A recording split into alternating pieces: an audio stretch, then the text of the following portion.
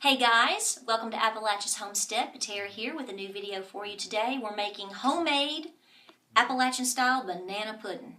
Very popular recipe in these parts for any occasion, and we're going to show you how to make it. We are using my Nana's recipe. We jest and call it Peg's pudding, and we love this recipe. We like our banana pudding hot. Some folks do. If you've never tried it hot, boy, it's a great treat. Of course, you can always chill it, but we'll talk about that as we proceed in the video. First thing we're going to do is we're going to talk about the ingredients, okay? Very simple. A lot of folks get intimidated about something like this. Don't. It's very simple, easy, and very quick to make, actually. So let's show you how we're going to make this. Now, I like to make a lot of our stuff on the farm, if possible, with ingredients that we produce ourselves. So the first thing I'm going to talk about is the milk. This is our own raw milk. I milked this last night. It's been brought in and chilled, and it's been filtered and whatnot. And, of course, we've skimmed off the cream. We use the cream, you'll see a little bit later, to make our whipped topping. So this is 4 cups of raw milk. And I want you to think in terms of 4, because in this you're going to see a lot of things are in the mixture of 4s. You have 4 cups of raw milk. You're also going to have 4 eggs. These are our farm fresh, non-GMO fed, wonderful, free-range, beautiful eggs. Then you're also going to have 4 tablespoons of flour. So 4 eggs, 4 cups of milk, 4 tablespoons of all-purpose flour. And later on, you're going to use at least 4 bananas. But we also are going to add in about a tablespoon of butter. I made this butter this week. That's the last little bit, too. I put it to the side because I knew we'd use it all. So that's about a tablespoon of real deal butter from our own milk. We're going to be putting in there about 1.25 cups to 1.5 cups of sugar.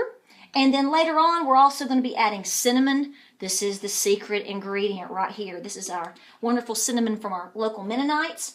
And like I told you, 4 bananas, vanilla wafers, and we'll be adding our own whipped topping. That comes a little bit later in the game. Right now, what we're going to do is we're going to actually start by making a custard, a yummy and delicious custard. If you love custard, a real custard-style pudding, this is going to be right up your alley. So let's get started.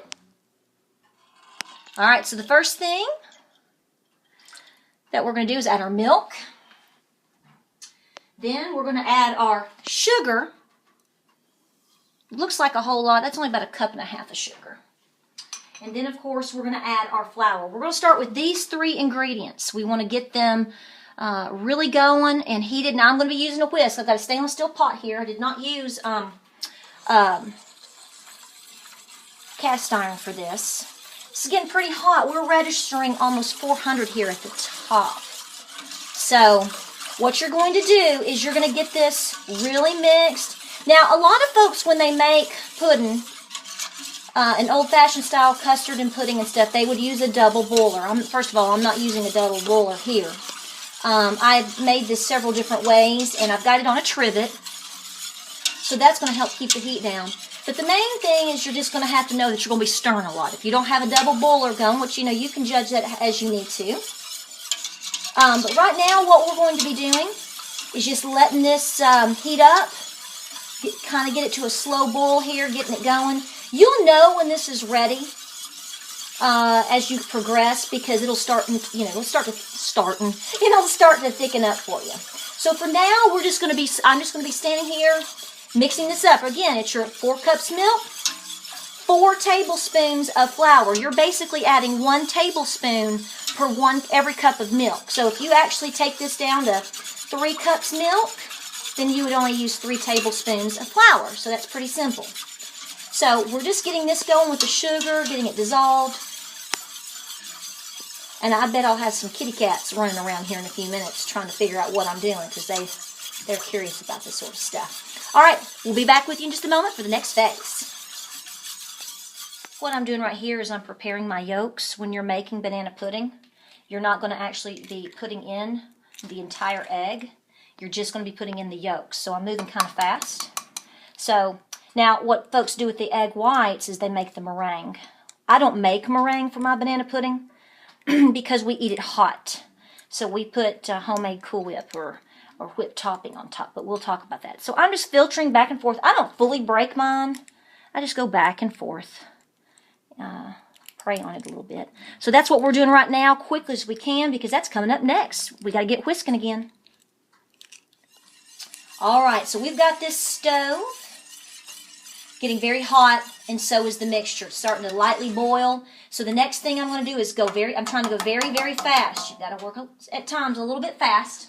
The next thing I'm going to add, very simply, is I'm going to go ahead and put in my butter. Just going to plop that in there. That'll probably melt pretty fast. And the next thing I'm going to add is my eggs. Now, I've already cracked my eggs. Now, remember, we're only using egg yolks. We're only using the yolk of the eggs, okay? Now, before I put 4 egg yolks in there, not the whites, I'm taking some of this hot mixture out and going to place it with my eggs to kind of temper them so we don't have scrambled eggs. You kind of learn to do this sort of deal as you continue to learn to cook, whether you're making a casserole, pudding, whatnot. You don't want scrambled eggs. I've had that happen to me one time with sweet potato casserole. That was kind of a trip. All right, so I've just got this going, and I'm just going to slowly mix it in. Now, if you make it on the stovetop or in the microwave, you might do it a little bit different, but this is the way we're going to rock and roll with this. All right, so everything that we need for the, quote, pudding part is actually in there. And so at this point, we're just going to continue to mix it. We're going to continue to melt it, and it will begin to thicken. You will know when you get it to the consistency of thickness that you want it to. And it's certainly going to be thicker than this. I hope you did notice that the butter is very yellow. The cream is very rich from raw milk. And I think that it's going to add a wonderful dimension to this maybe you've never had before. So certainly when you can use and work with real products as much as possible to remove that chemical thumbprint as much as possible. You don't have to be perfect, but you want to get a little bit better. That's what we try to do here. And we do it, by learning and trying to connect back to our roots as much as possible and asking a lot of questions and trying to make, fair judgment when we can. I can feel it thickening a little bit on the bottom, so we're going to continue to stir for a few more minutes. I don't think it's going to take much longer, and we'll be at the next and final phase, or almost to the final phase. This is going to be very good. Alrighty, guys, we've got this cranking and going. A lot of stirring because you don't want it to scorch. When you're dealing with not a double boiler situation and you've got a lot of high heat like I have right here, the key idea here is to a lot of stirring. You may want to have somebody help you, or have everything pre-prepped. If you're using wood stove, the key to wood stove cooking, in my experience, is to have, if you're trying to make a specific dish, have your ingredients and items pre-prepped. You can't go too much on the fly because, you've got to control your fire and control your elements yourself as opposed to a switch. So I think we've got a pretty good consistency going here. I'm going to move it to the top shelf. It's going to keep it really warm. Probably continue to come over and stir it real quick. We're going to move to the next phase and showing you how we've just pre-prepped real quick. So we're going to move her up here. All of that yumminess. Oh, I can't wait. All right. Fire is hot. All right, we're going to show you how we make our bowl. All right, guys, we're at the final stage, which is prepping your bowl. You can use a casserole dish for this, a larger style casserole dish. That's typically what this recipe calls for. I love using the Pyrex dish. I love these. We have several of them, and it came in a stack, but the yellow one just seems apropos. Now, my Nana wanted me to tell y'all, when you make your banana pudding, she does not use the whole wafers. She said that's just too hard to get the pudding through, to get it going when it's hot. She likes to break her wafers up into 3s. So she wanted to make sure that I was very specific in telling you all that. So we're making our first layer. Now, like I said, you could use any dish you want. You don't have to use this. I love making this things with this dish. I use another pudding dish with this, and the top layer is crushed Oreos, and then we make it look like it's a flower pot. It's always very popular. So all we're going to be doing, and you can make, we're going to obviously be making a layer situation here. So you can make 2 layers or 3 layers. It just depends on how much you're making and how you want to make it. That's the, the fun of this, is that really, frankly, it's up to you on how you decorate it or how much you alternate things. So you'll play with that. We usually do about 2 layers. So get a good layer of vanilla wafers on the bottom. And some of these are already a little bit pre-broken. It doesn't have to, the beauty of this is when you don't have a clear bowl, is you don't exactly have to be perfect. But frankly, This is so good. I don't think too many people are going to worry about what it looks like that much. Now, the next thing we're going to do real quick, the next layer, is we're going to do our bananas. I went ahead on the break while that was getting really hot, is I sliced 4 bananas. Now, you can use up to 6. That's totally up to you.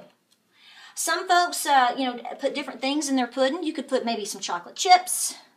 We lost one there. You could add different things or marshmallows, make it like a s'more, whatever you want to do. We're just going basic. And you honestly cannot go wrong with this. So basically I've layered here around 2 sliced bananas. I like my slices a little bit on the thinner side. And you just want to layer it. Okay, no big deal. Get a good layering going. The bowl is kind of going to get wider. All right, so we'll do that. All right, so the next thing I'm going to do is I'm going to grab the pudding right over here. So you can follow me over here. Let's see how we're doing. That banana. See, I walked away from it and it was thickening up a little bit. But that's okay. It didn't do too bad. Up here, this top shelf, clearly it doesn't get near as hot. All right, now again, we like our banana pudding hot. Now we're in here in the big den. This used to be the original kitchen of our farmhouse. Right here where I stand right now is actually where the original wood stove was, the cooking stove. So this is where we work. Look how hot that is. Look how delicious. Can you hear Dolly?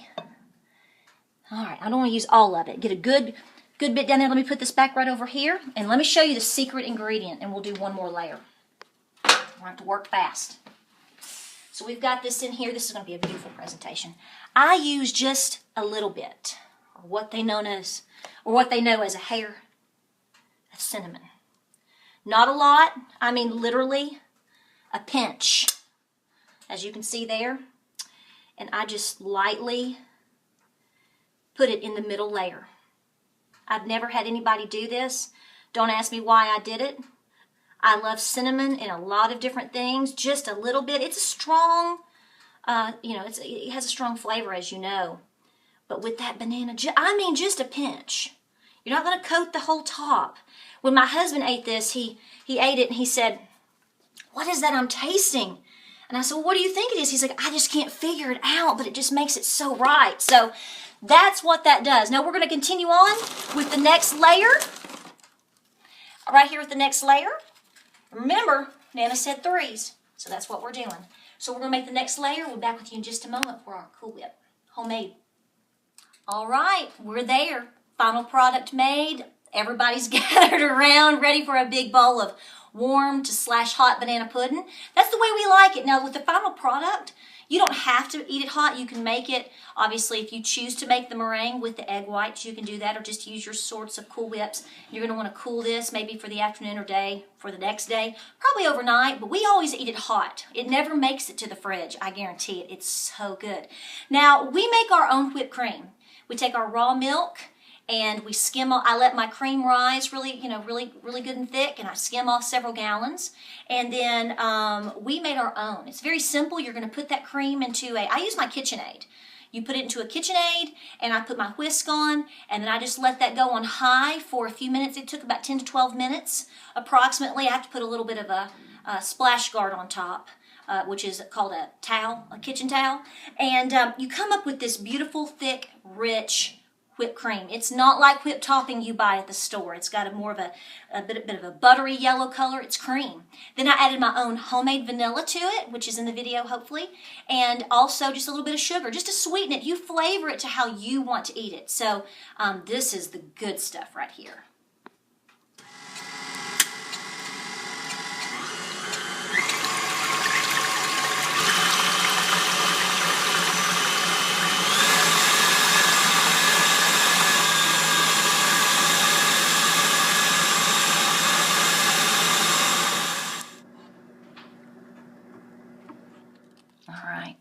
Everybody's begging. Oh my gosh. I get so excited over banana pudding. Smell that. Is that not awesome? You know, I have not tried another recipe, and I'm going to, is to make this the exact same way, but instead of using bananas, you put in pineapple. We may have to venture there.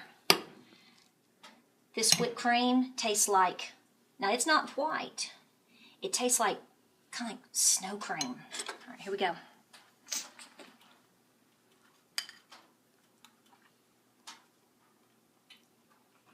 Skip dinner. You're going to want to get straight to this. Thank you so much for watching us here at Appalachia's Homestead. We appreciate all of you. Be sure to subscribe if you like what you see here. Check us out on Facebook and Instagram. And we also have our own blog. And you got to try this. I promise Nana won't let you down. Y'all take care.